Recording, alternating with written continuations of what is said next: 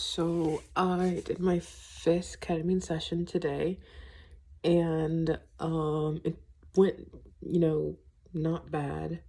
I haven't had it in my system for a full 24 hours, so I don't know the what I don't know what's changed, because every time I do ketamine, it brings up, more emotions. It unfreezes more stuff. I feel more stuff.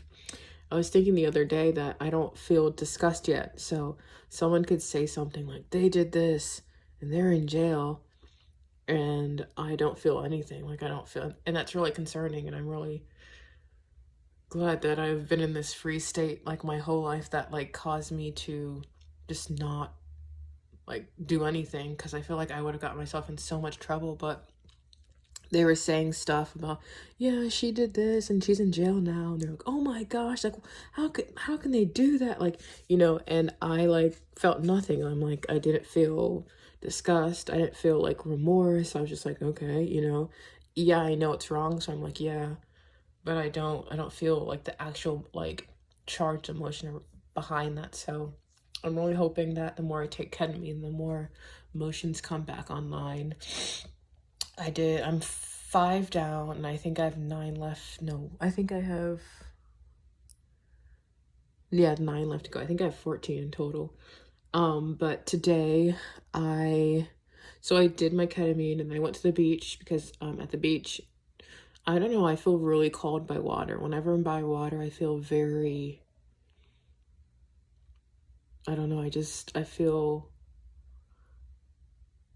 peaceful, calm, and it activates my parasympathetic, and it just lets me process emotions a little bit better. So every time I go to like a waterway, I always start crying.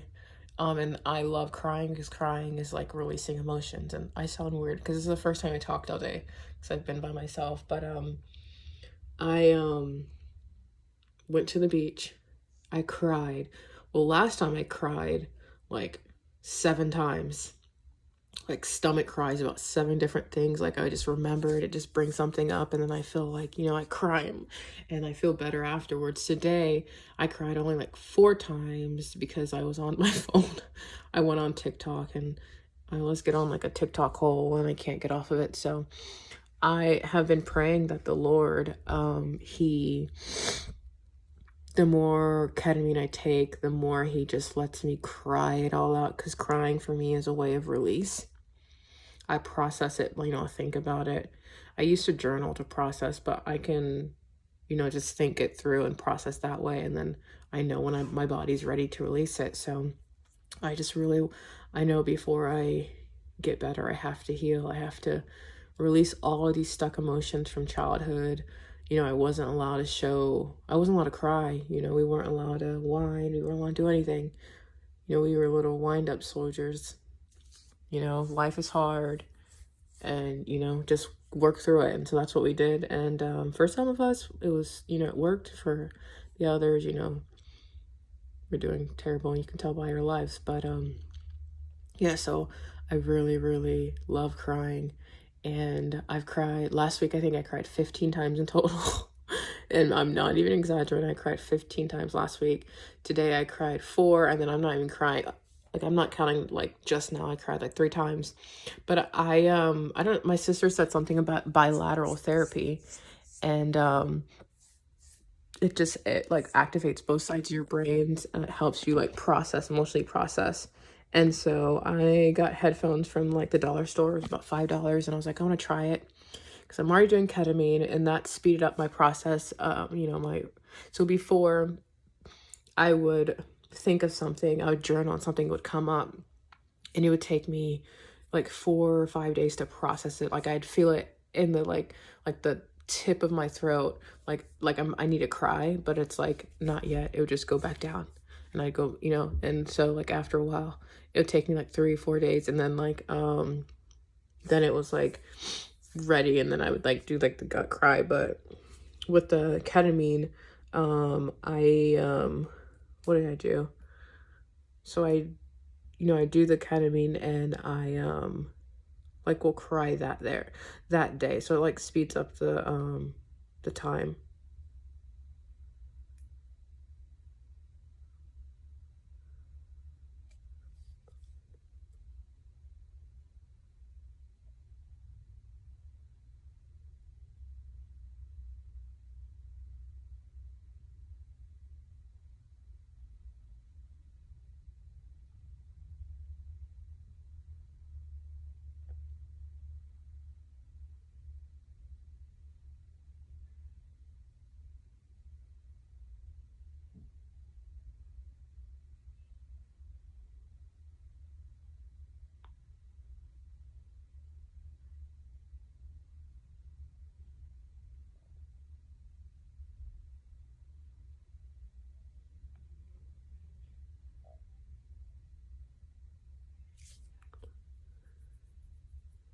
I don't know. I hate when they're by the door because they can hear me. But yeah, it speeds up the time. So now can like in real time, like think of something, process it, and then like release it within like a day. And the more I take ketamine, the quicker the release time is. Well, I just tried bilateral stimulation. So you're listening to the thing and you're like moving your eyes with like the in and out beat on both sides. And so I started doing that, and literally within 5 minutes I started crying. I don't know what I'm crying about. I thought of a memory, like an emotionally charged memory that usually takes me like days to process. And as soon as I just thought of it, and I sat up and started crying. Then I sat back down. I thought of something else, like just like surface, like 5 second thought. And I had to sit back up and like cry. And I did like 5 times. And I was just like, okay, so let me just stop today and we'll do this. Like we'll do it like once every day until I can think of stuff with like the stimulation and not cry. So that's what I'm gonna do. It also is an answer to prayer, because I did pray that the Lord will make me cry more and more and more. Because I know I have to get all this out of me. I have to release it all before I can start like making changes with my life. Also, oh my gosh, and what other stuff was going on. I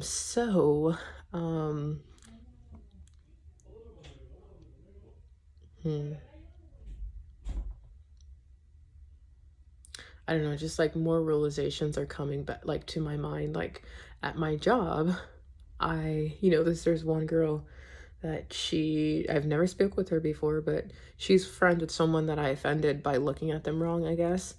And so I always hear someone say, I'm gonna fight that girl.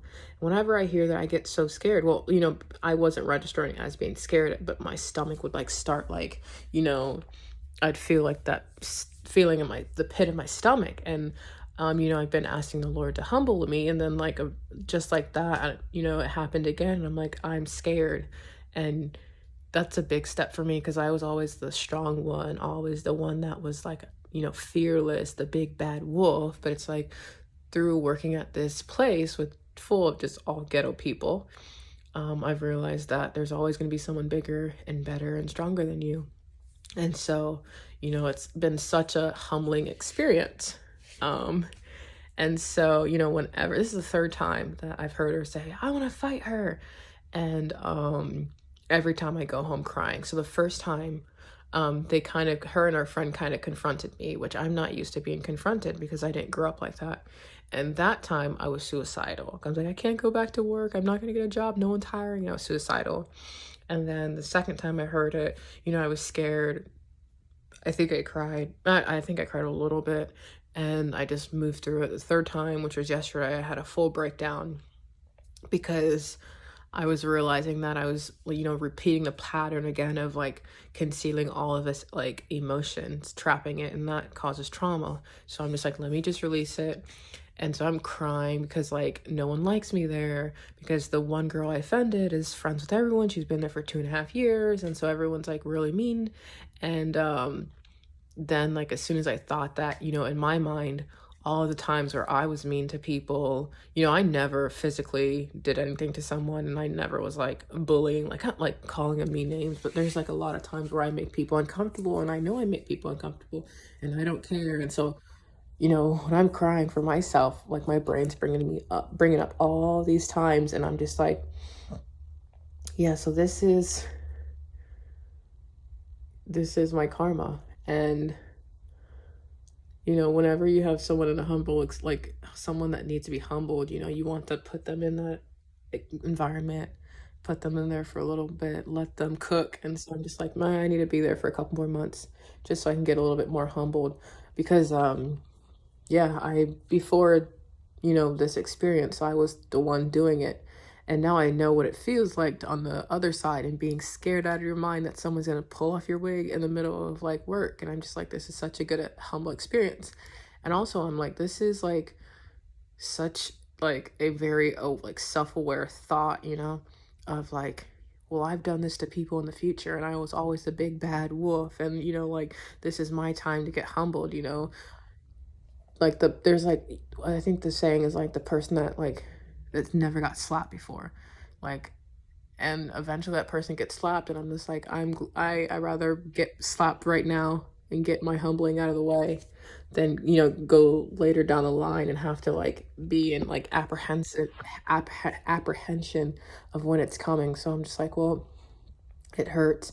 I'm scared to go to work, but it's a job and I know I do need to.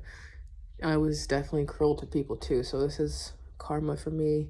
And then also, um, so I am black, but I was raised non-black. And so every time I would have experience, like I wasn't raised like racist, but we were all like secluded, tucked away in our little area. And so whenever we got to leave, we'd go to church, VBS, and we'd get to mingle with other black people. But it's like the VBS would always be like, we were going to the hood to pick up these kids. So obviously they have bad experiences. And so every time growing up, whenever I was involved with black people, it was always like like ghetto black people. So that's what I associated black people as. And I kind of put myself in the group of white people, not black people, even though because I act white. And so I, I was like, they're so ghetto. I talk like that as if I'm not black. And, at this job, I do the same thing. I'm like, wow, like I'll say there, put them in another category as me. And, with the ketamine, I've been realizing that, I am the same as them. I am the them. And even though on the outside I'm very polished, I talk right, I dress nice, but my energy is the same as them. My energy is ghetto. My energy is toxic. Um, every work environment that I go, like I'm in, it ends up toxic. And that's because the energy I give off creates that. And this is the first time in my life where that energy I give off is being reciprocated and scaring me because it's a mirror. It's just like reflecting it back on me. And I'm like freaked out because it's the first time I'm like getting a taste of my own medicine, literally. But, yeah, so it's like I am them. Like me judging them is me judging myself. And so like I still like I and it's I'm still processing it like in my head. And then once I do it in my head, I think I'll start like living it. But also there's this really, really nice neighborhood and I love going to the water park. So there's a really nice neighborhood. They have a water park that I was like, also I want to go to, but it's like mega rich. And I was embarrassed to get out of the car because I was black. And that was today. And that like made me realize that I'm not them, or like I'm not white. I am, even though I grew up that, and I act like that, I'll never be white. My skin is black. I'm always gonna be black. And so it's like that was I started crying because like, how am I claiming to be like, I don't claim to be white like skin color, but like the way I act and the way I treat I'll say black people as them. Like they're so ghetto. Like why do they do that? Like I'm not one of them. And like after trying to like being scared to like sit, like go outside, because I'm like they're gonna judge me, they're gonna think I'm ghetto, like literally just to like go like walk, like sit by and look at the water. I was scared to do that, and like I was crying today because I was like, wow, this is really good that I'm having all these humbling experiences because I'm not white. I'm not ever gonna get treated like that. Doesn't matter how I act, doesn't matter how much money I have or how polished I am. I'll never get treated like that. I am black. And obviously I don't fit in, but I can find like black people that like grew up like me, that act like me. There's ghetto white people too. And so that was a very, very humble experience. And like I'm processing right now in my head. But I think like the more I keep revisiting it and thinking about it and processing, the more I'll like start living like I am a black girl. Yes, I don't fit in with, the black lifestyle, but I can find black people that live my lifestyle, that like being polished and like, I don't know, there's bougie black people. There's people that are into everything. You can find whatever. And it's like, I'd rather find my bougie, snobby black people and be like a black power group than ever going back to thinking I'm like not black like dividing myself, like minusing myself. I don't know, that's what it felt like, but and I still probably will keep doing it, because I have to like really train my mind. But it's like I don't want to do that. Like I want to find, the snobby bougie black girls that fit my whatever, and I want to be that. I don't want to be a white girl that I don't want to think I'm, or I don't want to be in a white group being the black girl and like trying to be like white people.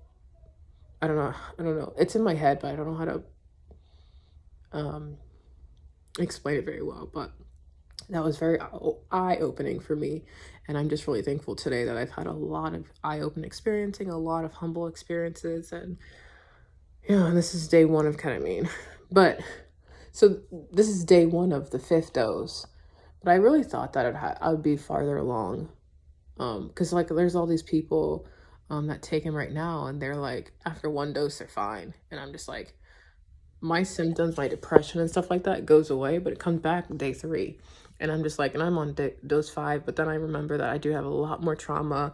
Um, I think it's C5, CS5, CSM5 or whatever. Mine was like 9, and now I'm like, the more I heal, the lower I get. I think I'm 6.5 now. I just got to get back to like my social anxiety I don't know, I have to work on that like really bad, and my RBF. But yeah, I am thankful for the healing, thankful for the humbling, and thankful that I can pray and ask God for stuff. So yeah.